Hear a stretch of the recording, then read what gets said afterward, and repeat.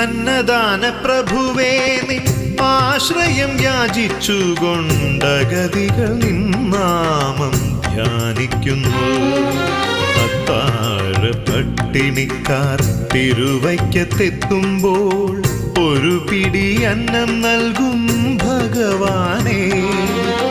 അന്നദാന പ്രഭുവേ നിൻ ആശ്രയം യാചിച്ചുകൊണ്ടഗതികൾ നിന്നാമം